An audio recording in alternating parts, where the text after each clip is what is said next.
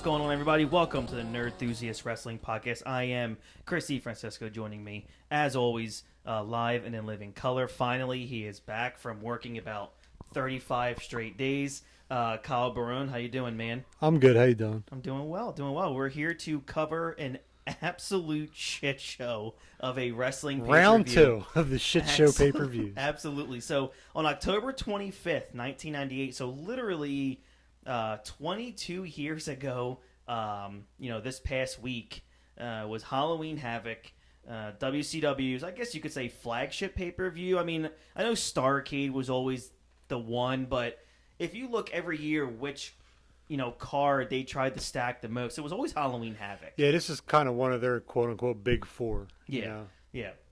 And so this was a big one. Like, this is a rather famous show for all the wrong reasons. If 1997 was the bullet that took down WCW, which it probably was, this was the infection that got into the wound and caused them to die. The fucking nail in the coffin. That comes in a couple years. Yes. There are so many things wrong with this show that I'm really not even sure where to start. I am, so that's fine. There's a double main event tonight. Obviously, we're going to talk about with Hogan vs. Warrior 2. The first one happening, what was that, WrestleMania 6? With the WWF. And then DDP versus Goldberg. I'm pretty sure you guys all know why this was a disaster for the company, but we will definitely go into details on that end. So let's get to it. October 25th, 1998, MGM Grand in Las Vegas. 10,663 were in attendance as a sold-out hot crowd. Commentated by Shivani, Bobby Heenan, Mike Tenay. This pay-per-view had a 1.23 buy rate. So for 1998 WCW, 1.23.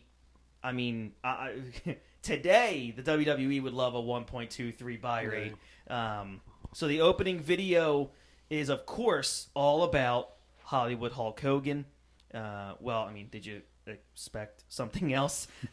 It's like the whole Gregorian chant thing with images of Hogan and Warrior. And there's also the world champion and his challenger. Barone, you watched, obviously, we watched 97. We covered 97. We watched 98, or most of the 98 Halloween Havoc. I would assume, the build-up to the show was massive. WCW invested a lot of time, and obviously with bringing Warrior in, a lot of money in this show. Was this, we're in 98 now, October. WWE kind of took over by this point, right? Do you think this was like a last-ditch effort for WCW to kind of see if we can right the ship? Yeah, I think they were grasping at straws to bring Warrior back in. The guy was, obviously he was never a technical masterpiece inside the ring. But this is 8 years after their first encounter, and Warrior hadn't wrestled a whole lot after he left WWF. I don't even know if he did. He might have did and if he ever did a house show, it was probably 3 minutes, if that, Mm-hmm. So it's not like he was staying on top of his game. Right. But I think they were just looking for a big name. And when they brought him back, it was cool, but it sucked because the music went off. If it was in WWF, it would have been a lot better. Because the music goes off and you don't know the music. Nope. If it was the Ultimate Warrior theme, that place would have fucking exploded. Agreed. But it's this Hogan's cutting his promo, and then, this fog and lights and stuff come, and then this theme plays, and everyone's like, they're waiting for that pop, and it's not there because no one knows who it is. Right. So you couldn't really get excited for that and then they couldn't even call him the Ultimate Warrior. They're like, I think that's the Warrior, because WWE owned the rights to that. Mm-hmm. So, and what's crazy, and we hear, those that listen to this show, you guys listen to wrestling podcasts, so the nail in the coffin for Warrior Hogan can be stemmed back to that first night when he was scheduled to have a 7-minute promo, and it ended up going 27 minutes. Yeah, it was. And Hogan said he was like, it took forever, or took everything in me not to punch the guy, because he was saying things that were like, you just don't say on a promo. I forget what it was, but it was something where Hogan was just looking at him like, are you really fucking saying this right now? Yeah. And it was a bad promo. He rambled on like he normally did. What Warrior Yeah. Warrior did what Warrior does.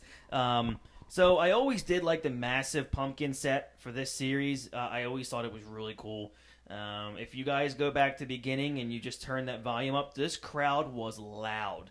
I'm actually, having trouble understanding Shivani in the opening. That's how loud and hot this crowd was. You know what's cool about the pumpkin thing? It was cool like the first time they did it, but every year was the same set. Yes. You know what I mean? And it basically looked like that dude in your town who went over the top for Halloween decorations.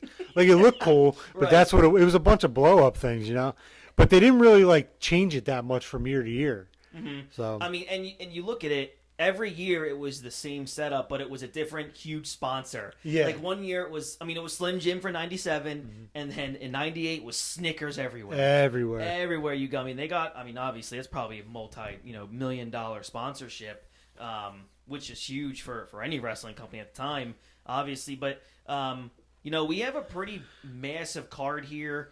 I can't believe they opened the show with an interview with Rick Steiner.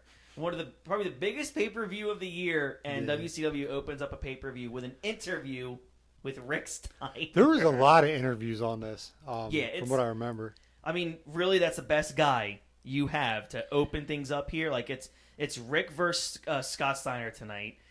Rick sees him as just another opponent. Cue Buff Bagwell. He legitimately broke his neck like the Nitro prior. That's where we are here, and then you go right into the first match, and we can go right into it. You got also one thing you got to love. The tagline for this is "The night when good battles evil." Isn't that every night in wrestling? There's a good guy and a bad guy. But, I don't know who creative services were for WCW at the time, but you start things off with probably, I guess maybe you can say, other than the true main event, the best match of the night. Chris Jericho versus Raven for the WCW World Television title. Hey, man, Kyle, I don't know how you feel, but I've always had this tiny little soft spot for Raven. Mm-hmm. I don't know why. I almost feel like he was about 10 years ahead of his time. He definitely was. I think if he was like an NXT right now or on Raw or SmackDown, he'd be over. Yeah, he's a Bray Wyatt-ish character back then. Yeah. He wasn't as good as Max Moon, but he Nah. was there. He was really good at getting you to feel sorry for him. Mm-hmm. He was a good worker. He was a good hand. He wasn't the biggest dude in the world, but he was believable. Mm-hmm. Apparently, in real life, he's borderline genius. He has like 170 IQ or some crazy shit like that. Oh, gosh. He has a podcast, The Raven Does Effect, it? I think it's called. I've never. It's on the Jericho Network. Jericho has his own network? Yes. Demo God. Of course he does. But yeah, this is a solid first match. This is, like just about Jericho's in-ring working peak. He was so good when he was younger, and he's working with a young Raven here. And they always say, start or end is the two biggest spots you want to be. For sure. You can kick the pay-per-view off, and everyone after this has to follow you, which Yeah. they didn't. But Right. But in this era, the Curtain Jerker was probably not looked at as an important match. But not even 10 years later, the Curtain Jerker, that first match sets the tone. I mean, usually when you watch WrestleMania now, the very first match of the night's a big one. yeah, Um, and it was like that for a while. it really was. And as a John kid- Cena opened up a show. Yeah. A big time pay per view. Like when you look back as a kid, and it's not as a kid, but when we were younger, and you see like, I don't know, like an Eddie Guerrero and Chris Benoit opening up a pay-per-view, you're kind of like, oh, okay, it's these guys. Well, now you go back and appreciate the work, and you can actually look at it for like an in-ring standpoint. You're like, dude, these motherfuckers tore the place down, and everyone after them looked like shit. When you're like not obsessed, but obsessed with like the name. It's like, oh, we're here to see Stone Cold, or we're here to see Right. The Rock. Right. You kind of gloss over the workers of the night, and this is one of those matches. Is it a 5-star? No, but it's good. It's very good. I mean, I have this down as a 3.5 star match. Overall, as a grade, I give B grades. I give grades when it comes, not stars, but I gave it a B plus, and I said, where in the world did this possibly come from? It was a great match and easily the fastest pace I've seen Raven go at. The crowd was into it from start to finish. The false finish on the DDT was phenomenal. That was back, when a lot of people didn't kick out of finishes. So Jericho kicking out of the Raven effect was a big pop for the crowd. I was really liking that this, although it would have helped a bit to not have Canyon show up so randomly. Either way, I thought it was great stuff. Jericho jumping up and down in celebration is hilarious. Just full-blown heel Jericho. But I think you're right, Brian, when you said this was like peak Jericho. Yeah, in WCW. he's young. You know, he's young. He can work. I mean, obviously, you see he has better matches later on because he has Angle, Michaels, Benoit, all those guys to work with. But he's one of the best right here in ring. Yeah, and then after that we have Bischoff and Hogan.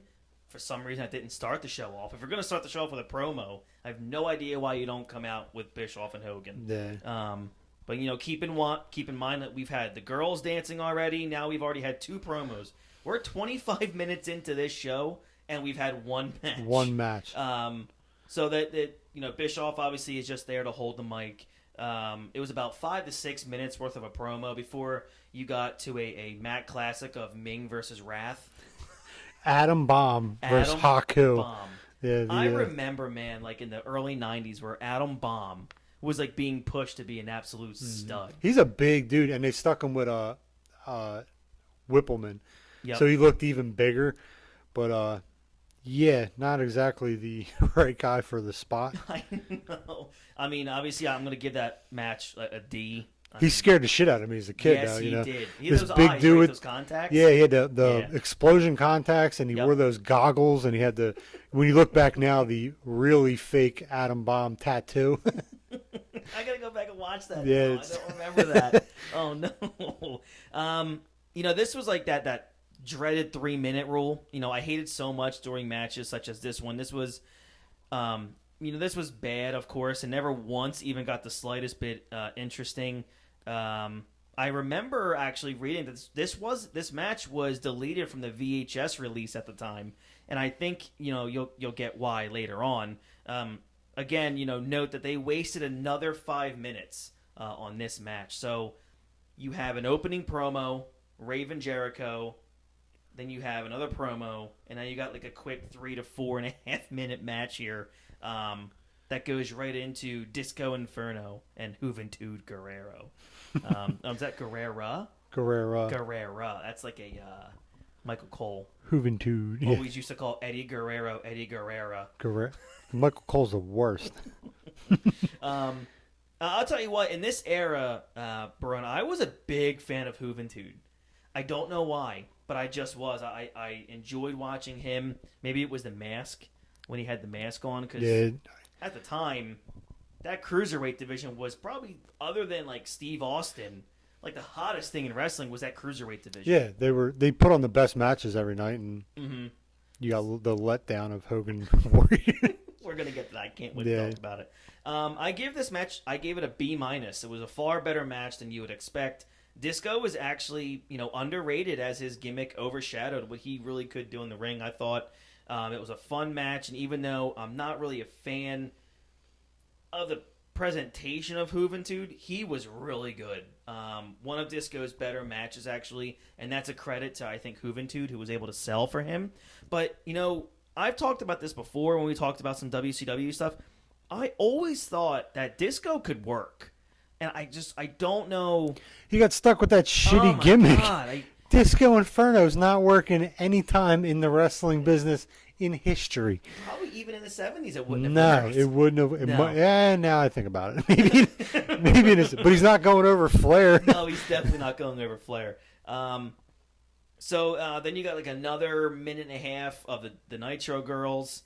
So that's more time wasted. There's a lot of garbage in this that. Like nonstop. Right now we have 3 matches in. We've had 2 promos and the Nitro Girls twice. It's unreal. And you wonder why they fucking went long. Exactly. And then you look right after this, dude. It's after that we have another 4.5 minutes wasted with Scott Steiner to say that tonight is a night off for him. He insults Steiner and Bagwell. Instead of Rick versus Scott, it's Rick and Bagwell versus Scott and Giant. Giant and Scott Hall are tag champs, but Hall is injured. A thrown together team is getting a title shot again at the non-champions. J.J. Dillon comes out and says, okay, but if they lose the titles and it's Rick versus Scott, the advertised match. And it's just unbelievable when you read that and you watch it and you go, how can this company continue to be so stupid? You advertised Rick and Scott, which doesn't really need a story to be told. They're brothers, a famous tag team, one of the best tag teams of all time. I was never really a fan of Scott. But you advertise Rick versus Scott, and then you convolute it with Buff Bagwell, or then you bring in Scott Hall and the Giant for what reason? Yeah, I don't understand. Again, like you said, you wonder why they went long. That extra 4 minutes could have gotten you the Goldberg DDP on pay-per-view. Yeah. Next is Alex Wright versus Fit Finlay. Not a bad match, but Alex Wright's 23 years old here. Really? And Fit Finley's 40. And he looks so much older because, how Conrad always says it, AJ Styles is 42 and right. Randy Orton's 40. But back in 98, 40, you're fucking old, You're right. Time is a funny thing when you get better. And, you and I have kind of debunked the whole thing of Conrad talking about age, because age is different in the generations. Yeah. Fit Finlay has probably been wrestling for 25 years at this point. Hard 25 years, yes. too, Probably a William Regal type career by that point. It wasn't a bad match. I gave it a C. But, again, Kyle, what's the point of this match on the show? What's the issue between the two? There's so much pointless crap on here. It kills the show automatically. There's 12 matches, and they could have got rid of 3 of them yeah. without even thinking about it. Yeah, it's you have 2 good matches, Jericho Raven, Disco Juventud, and then you have random television matches that aren't anything special at all, and you could have given the wrestlers that matter, more time. The main event. Such a giant waste of time. And, the next one, Saturn versus Lodi. Yeah, it's not even 4 minutes. For what reason they did this, I don't know. But I guess it was just trying to get guys on the card. Thankfully, it was only 3 minutes and 50 seconds. Yeah, and I wrote this down here. The announcers during this match, from start to finish, are talking about the main events and the tag titles. It's so idiotic. It's a waste of time. So they're not even trying to get you involved in it and pay attention to it. And then, what do we got after this match? Another minute of the Nitro Girls. No Benoit, no Malenko, no Eddie, but a third performance by the Nitro Girls. Sex sells, pal. Then you got Billy Kidman versus Disco Inferno. Inferno working twice? Yeah, why? I'm sure there was a storyline to go with it, but... Yeah, of course. And, I think this was another one of those things where it's 1998 and they're trying to be 2000, 13, 14 WrestleMania WWE, where everyone's got to get on the card. You got to get everybody in. This was just a long television match, in my opinion. There isn't much going on here at all. Kidman was just way out of Disco's league, as you can tell. Yeah, Kidman can fuck himself forever. Go, man. I'm not a fan of Billy Kidman because he was married to Tori Wilson. So fuck that guy. Hell of a salesman. He's fucking packing heat. He has to be swinging. My man's got Thor. Yeah. in those jeans. But again, why did the first match for Disco need to be here? It's another waste of time. Then you had the second one. He's in 2 minutes or 2 matches that are 2 of the longer matches on the card too. Yeah. Then you go. Let's just go again right into the tag title match here. Giant and Scott Steiner versus Buff and Rick. And Buff Bagwell is in street clothes. If the NWO loses the titles and Scott has to face Rick, if you're a casual fan that's you know what, you got Hogan Warrior on this card, this is something I'm going to buy my first WCW pay-per-view tonight. Yeah. How can you possibly follow along with all of this going on in the middle of a massive pay-per-view? Yeah, there's no need for it. This match didn't even need to happen. Or if this one's going to happen, then next one shouldn't have happened. It's...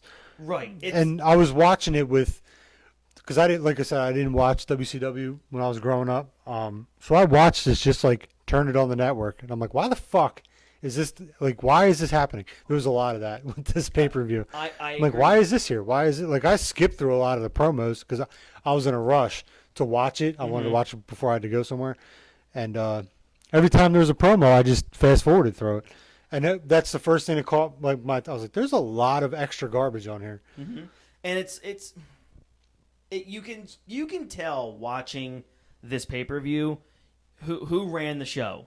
You know, the inmates at this point, the NWO guys like Scott Hall were basically running, doing what they want to do. You can just tell that a guy like Bischoff has no control. And you know what? It might have, like, some of the stuff they did might have worked if they said, like, hey, I want to do this. And someone just tweaked it a little bit. Yeah. There were some things where it's like, why did he do that? Like, I could see where they're going, but it's like, why did they do it that way? You know, if you had a Vince to tell you, no, that's stupid. Or, yeah, but let's do this instead. Or let's do this along with it. It would have made more sense. Yeah, But I agree. And,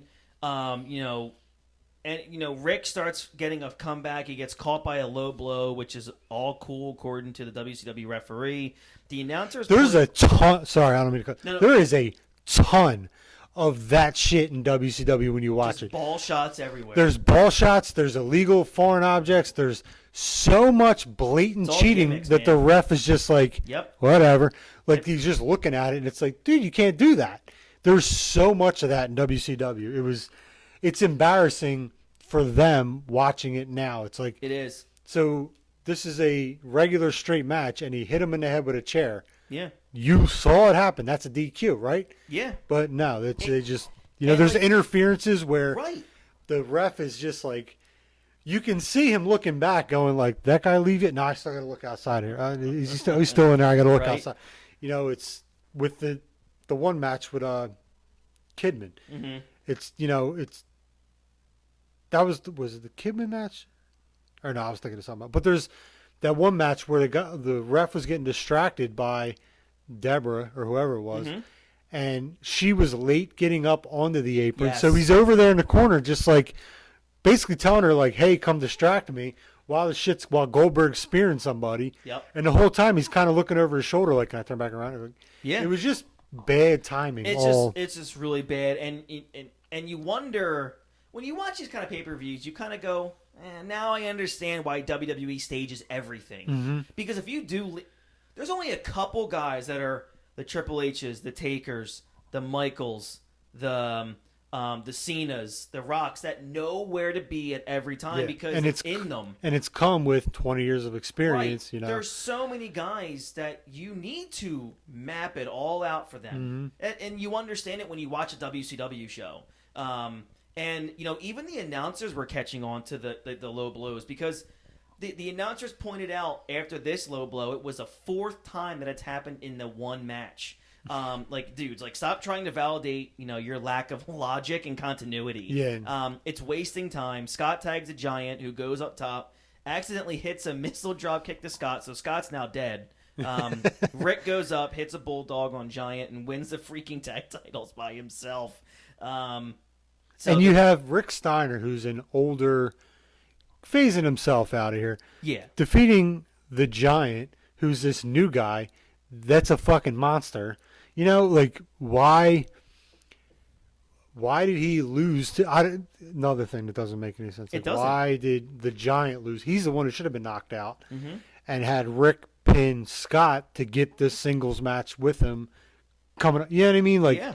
More bad booking. Yeah, and a little bit of follow-up to this is the next night, Rick got to pick his new tag team partner, and he picked the world-famous Kenny Chaos of High Voltage.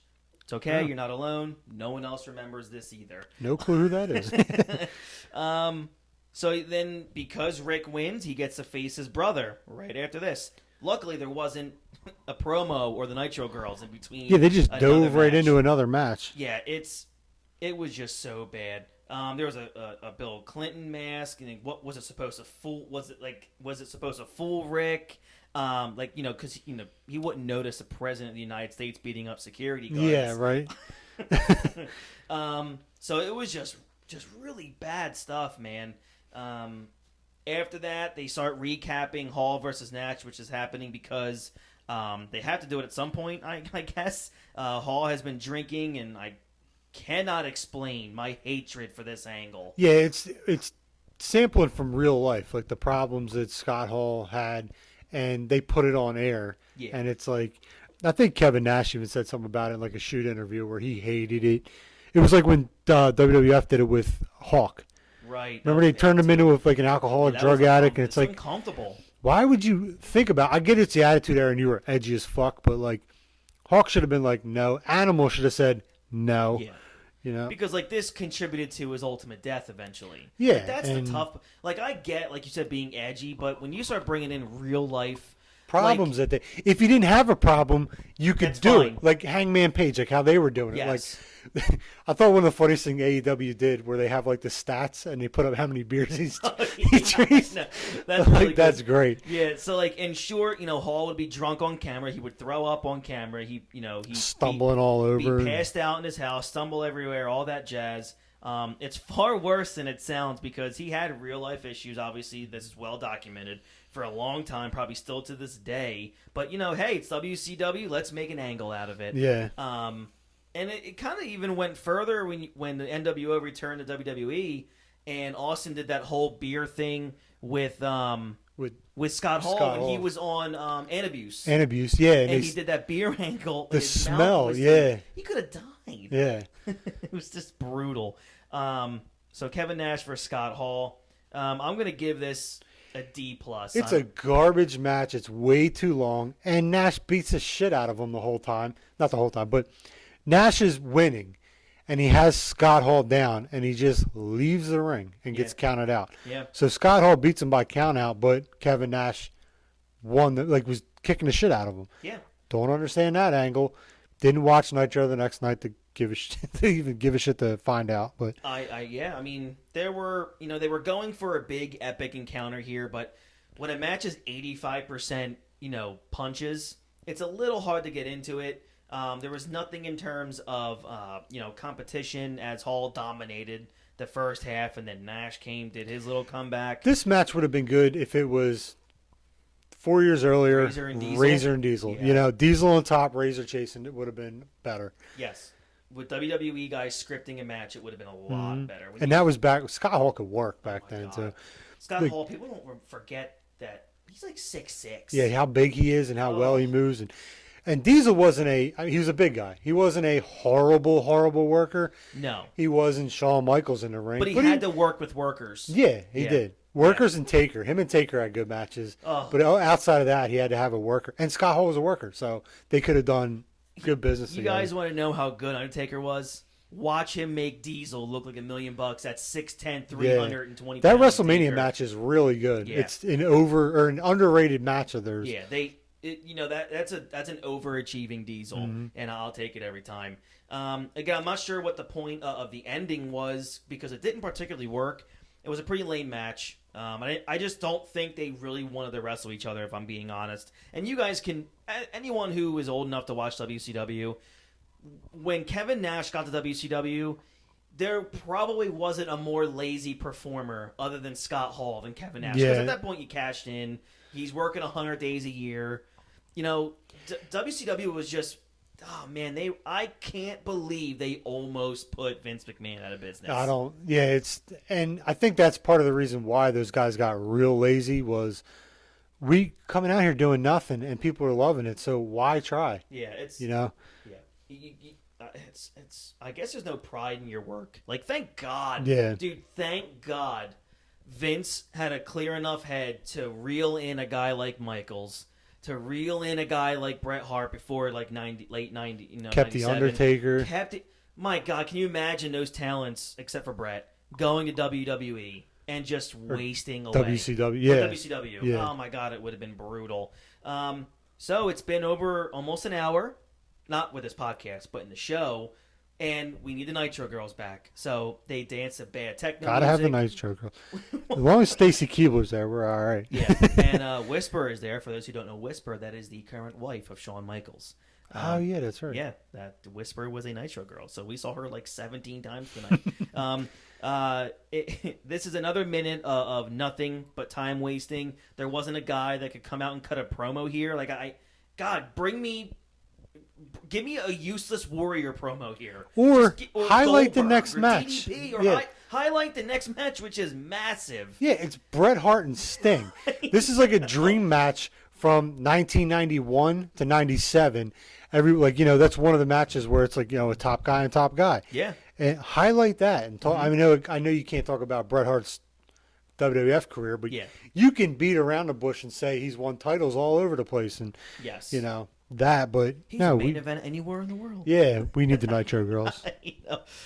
So they recap Bret versus Sting, which was built as a battle of the leg locks, Scorpion Deathlock and the Sharpshooter. Bret is a heel here because every other week he was either a heel or a babyface. He was the Big Show of WCW 1998, where he was literally a babyface or heel every other week.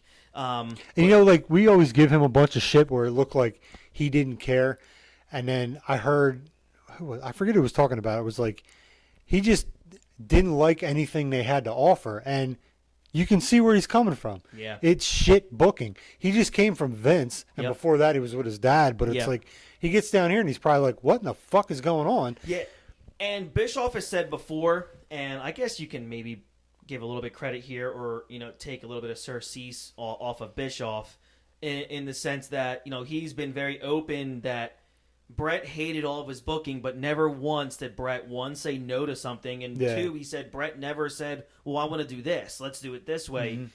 Mm-hmm. Bischoff said, as much as he is a perpetual whiner about anything he can get his hands on to complain about in Bret, he never once said, I want to do it this way. Which is crazy, because in WWF, he used to say it all the time. I know. He would say, like, well, I already beat that guy. Yeah, I want to beat Papa Shango. Nah, let's do,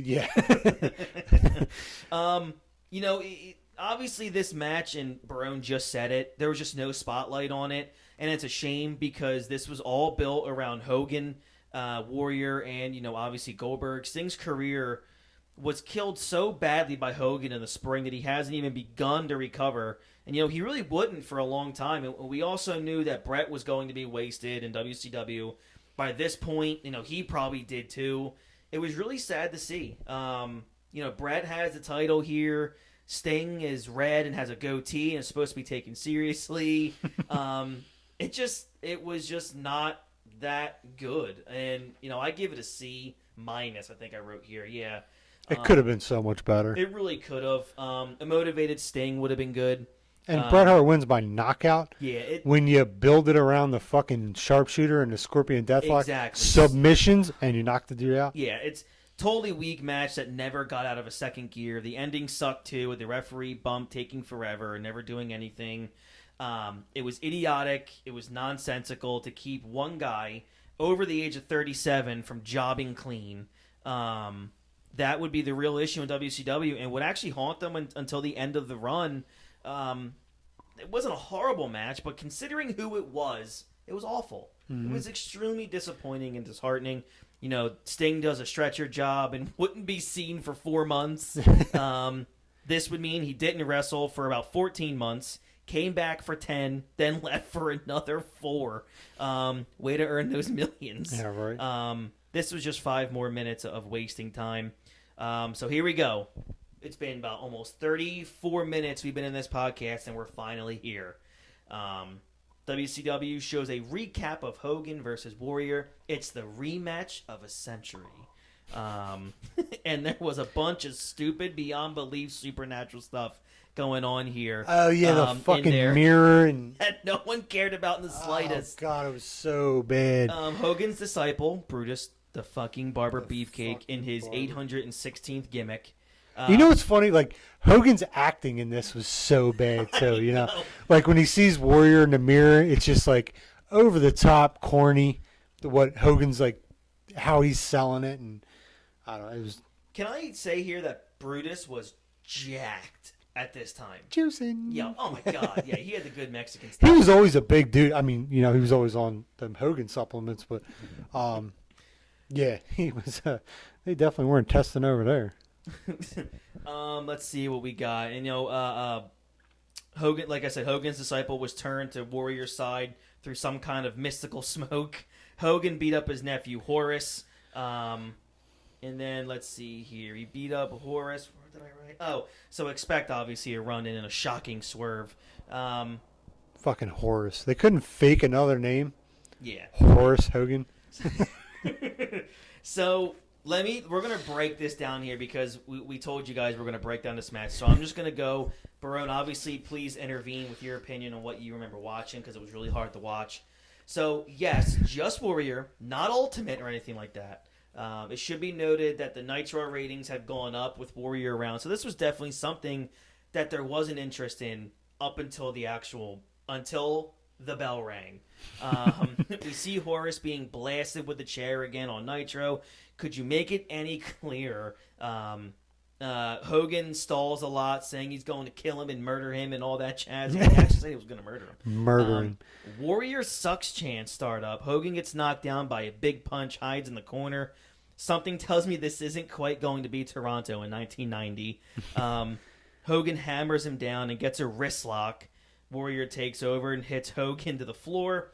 You know it's weird that they hate each other so much since Hogan seemed pretty happy with Warrior after the end of their previous match. It's just so weird, this whole match. It just felt like, one, there's no way they had to have rehearsed this match. No. Because Hogan's not this bad. No, and I mean, Warrior is that bad. And like I said before, he was never that great. Now he's taken, 6 years off? Yeah. You know, and Hogan's older. He's not the worker he once was, but yeah, this is just, how can you not get in the ring with the guy and be like, all right, let's see what we can do and have a couple matches, just no one around, just go see what you can do. And it was evident that they did not do that. Right, and then we go back to 1988 here, 1989, the Test of Strength, as they recreate probably the most famous spot and one of the most famous of all time, especially if you're into sexual memes. Yeah, all they do is add a Brazers thing to it. So I guess that move obviously is too complex, so we'll use more punches. Hogan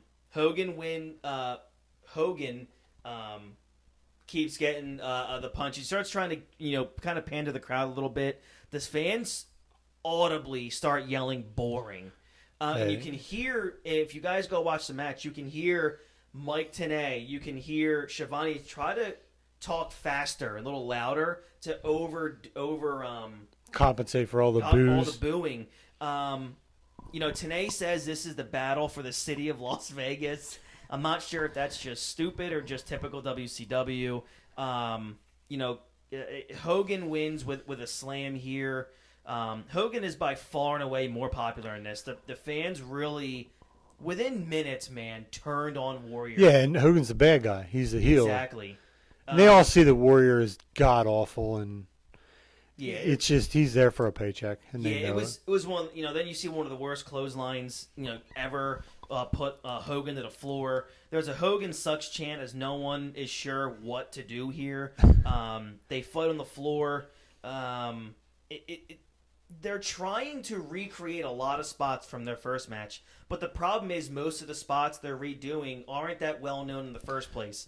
There was a ref bump in that match, and Warrior got a suplex, but there is no referee. Like, you see what I mean? Like, it's recreating their first match. Yeah. The workout belt is used in its usual fashion by Hogan. And he chokes him with it, which is nearly impossible to choke somebody with one of those things. Yeah, if anyone's ever held a workout belt, one of those belts, yes, you can't choke people with that. You can't. Not the way he was doing it. It was a bad spot. It was so, and that's illegal. There was no Exactly. and the ref let it go. Yeah, it's like, here's a weird sequence as Hogan tries an elbow, but Warrior rolls out of the way. Hogan tries another elbow, and Warrior rolls away. I'm sure you've seen all that before. I mean, just kidding. You really we haven't. When Warrior rolls back to Hogan, hits him with a knee. It looks completely unplanned and awful as a result. This is Hogan. I'm telling you, I'm going to take blame away from Hulk Hogan after watching this match. Literally sitting there with nothing else to do. It was in my living room. My wife was upstairs working. I'm just like, you know what? I'm going to watch this match start to finish, no distractions. I cannot blame Hulk Hogan for a single thing. Even if Hogan, being the ring general that he is, because there is no one maybe that can master, the master of psychology of reading a crowd. Hogan, I just don't. Hogan's think number one. He's hands down number one. Yeah. I just don't think he could have done anything here. Nah, Warrior was so off and so bad and just didn't care. Hogan, there was not. Maybe if Hogan was a babyface, maybe he could have got a little bit better out of it because he could have just let Warrior beat the shit out of him the whole time and got the hot comeback, and hulked up and did all that. Yeah. Maybe that would have made it a little bit better. But, this was a heel Hogan working heel but trying to pull a babyface reaction out of the crowd for Warrior, and it just... Yeah, it's bad all over. It really was, and now it's time for the infamous spot of the match. It's the spot that makes this the worst match anyone has seen, probably since the last WCW pay-per-view. But Hogan goes to the corner while Warrior is being yelled at about using the belt. Hulk pulls out a bag which has a flash paper and a lighter in it. The idea was supposed to be Hogan threw a fireball at Warrior and blinded him, with Warrior eventually making a comeback. And when the fuck did Hogan ever throw fireballs? Come on. But the point was Warrior's going to make a comeback blind. So he's the Warrior. To give you an idea how stupid it was, Hogan himself said it was a really bad idea, and he even came up with it. When have you ever heard Hogan say he had a bad idea? Yeah. Well, that's what Warrior brings out of you. Anyway, Hogan uses the lighter and throws a flash paper at Warrior. The problem is... the lighter doesn't light. The lighter didn't connect with the paper, so he basically threw the lighter. He tries again, but doesn't throw the paper in time, so the paper burns up in his hand instead of going at Warrior's face. Let the panic begin. If you haven't seen this spot, which I'm sure if you're a wrestling fan you have, if you haven't, please go out of your way to watch how bad it is. You have to. So, you got to give this match an F. The dud it deserves. I know Meltzer famously gave it a -5 stars. Yeah. This is one of those matches that the best explanation as to why it sucks is to say, did you watch the match? Yeah. Neither guy was capable of putting on a decent match to save their lives at this point. So they gave them 15 minutes of the pay-per-view. And again, I can't... what I mean by neither guy was capable of putting on decent matches because one, Warrior never could put together a decent match, and Hogan, he could have been on his best day. Like he could have been the Hogan where we watched that match he did in Japan with Muta. Yeah, that could have been the Hogan in that night, and it wouldn't have mattered. Wouldn't have worked. It would not have mattered. Shawn Michaels in his prime couldn't have got a. You know what I mean? Like Bret Hart in his prime couldn't have got a match. It was just. Nothing's happening that night. And Warrior talked about it too. He's like, I don't understand how the guy I had the best match of my career with, I also had the worst match of my career with. Look in the fucking mirror, You're not wrong, man. Even in the first one, like I talked about on here, where Hogan said 5 minutes in, Warrior's like, all right, let's go home. And Hogan had to say, no, we got 20 more minutes to get, I think that match went like 22 minutes, and 5 minutes in, he's saying, let's go home. So the first match, you go back and watch, it's all Hogan. Hogan. And this one he tried, but again, it was the Hogan of NWO Hogan who was, coasting on them checks too. Yeah, man, he really was. And the match ends, and with little to no transition time at all, we got the main event. But doesn't Horace? What does he do? Doesn't he hit someone with a chair?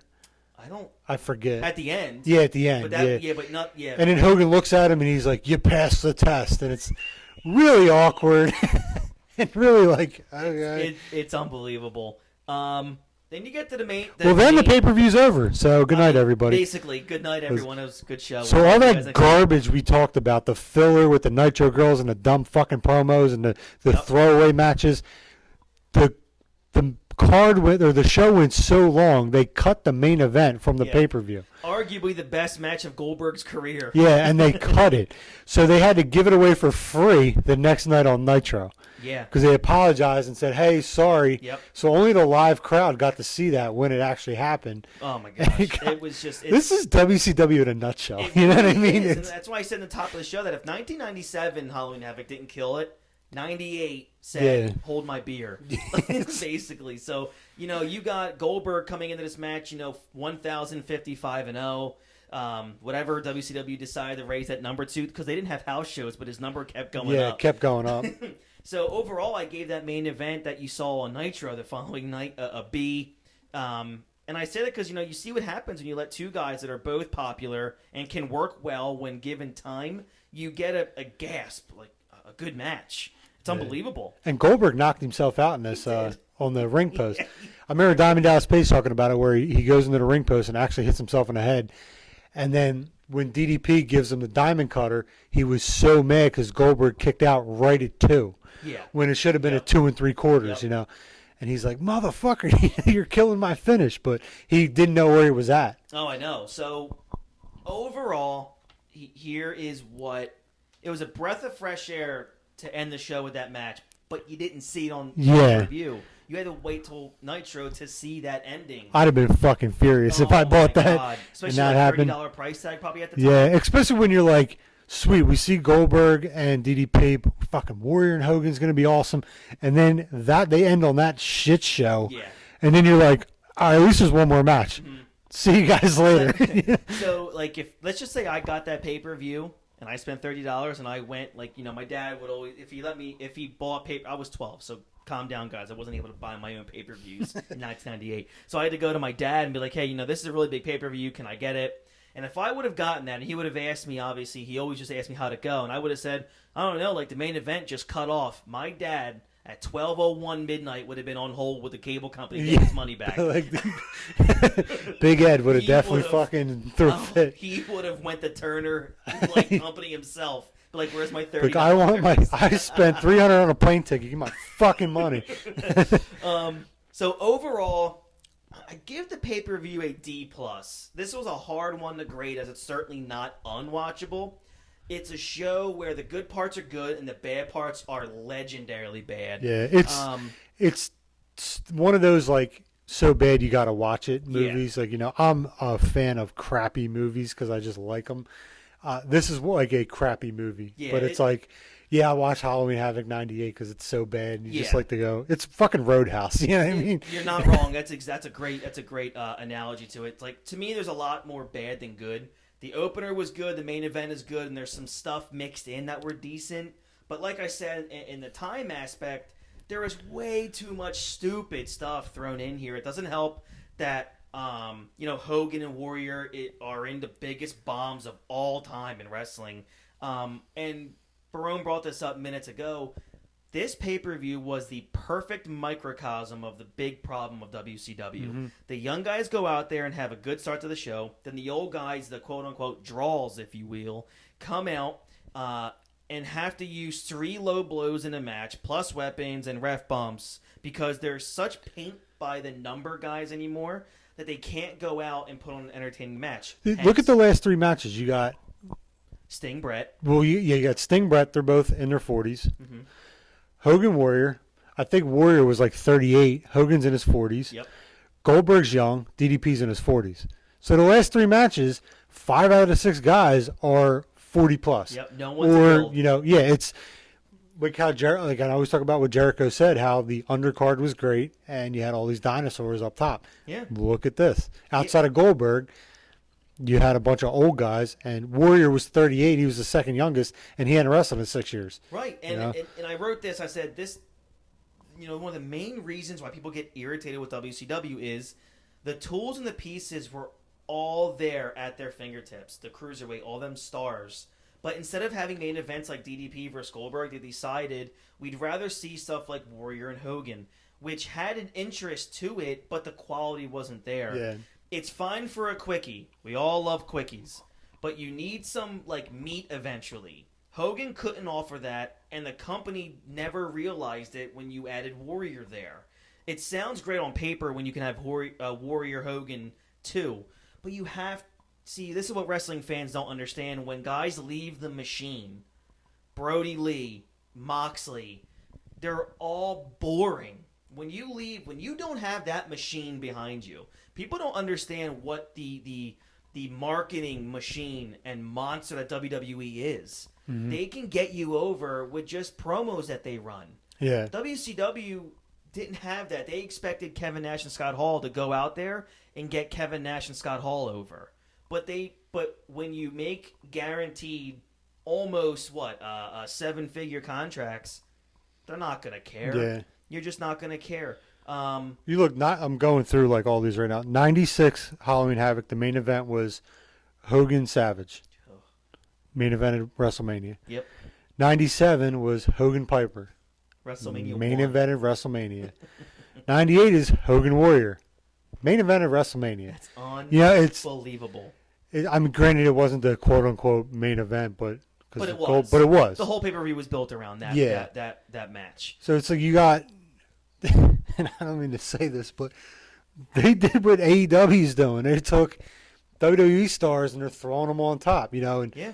AEW's doing a little bit differently than this, but you can't tell me right now if John Cena wasn't in AEW, he wouldn't be headlining every fucking pay-per-view like Hogan was here, Yeah.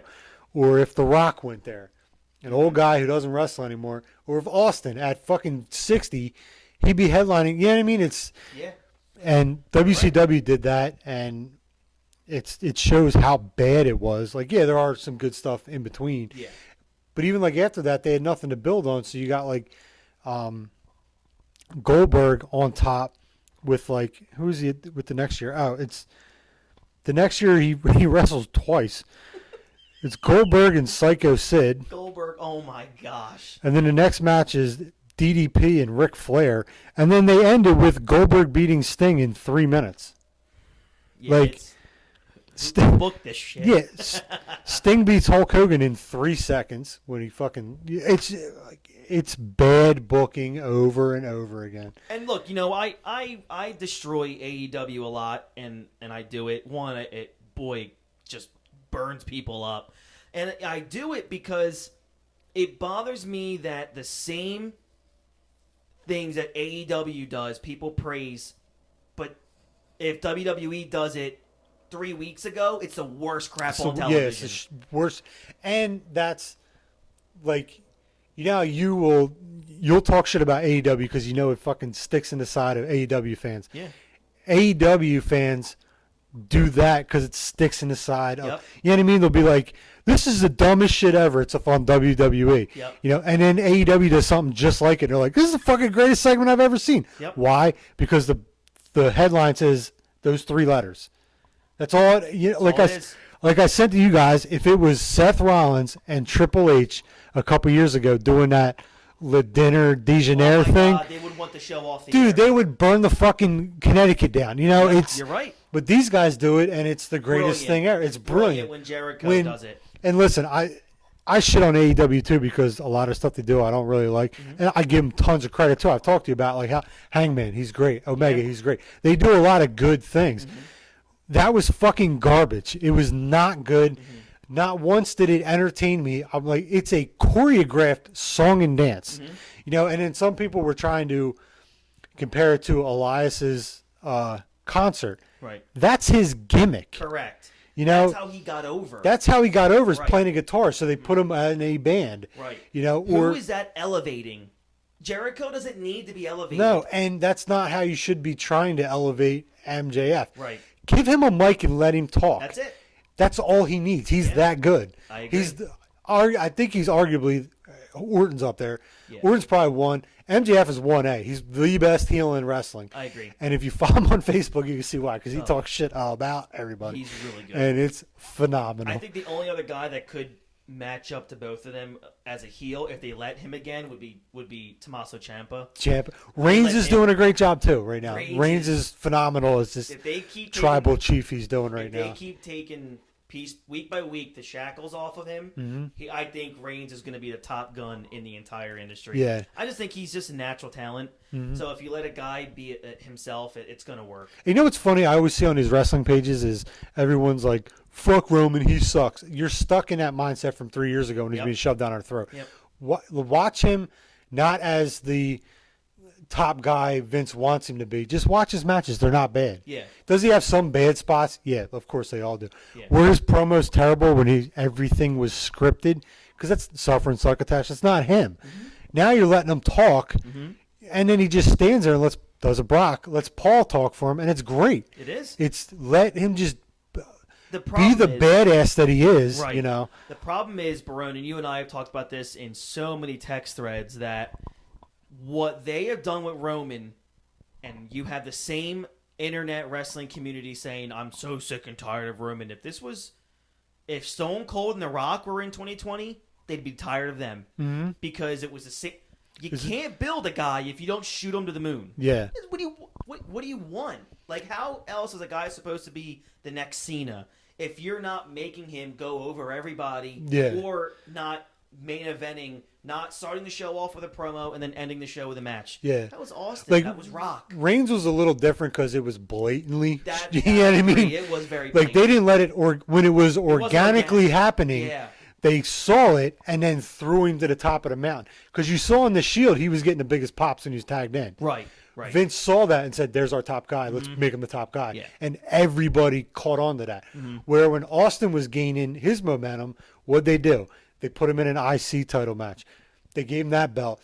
They made him the king of the ring. You know what I mean? They slowly built it, and the top guys were kind of getting overshadowed by Stone Cold. And then they finally, you know what I mean? When Stone Cold was red hot on fire, he wrestled Bret Hart. Yeah. Not even on top of WrestleMania. Nope. And what was it? The best match on the card, a 5-star match. Two of them. They had 2 5-star matches. He won the Rumble. Mania. He won the Rumble. Should have had a title shot. They put him with Bret, and it worked. Yep. You know, they slow built him, and then The Rock was the same way.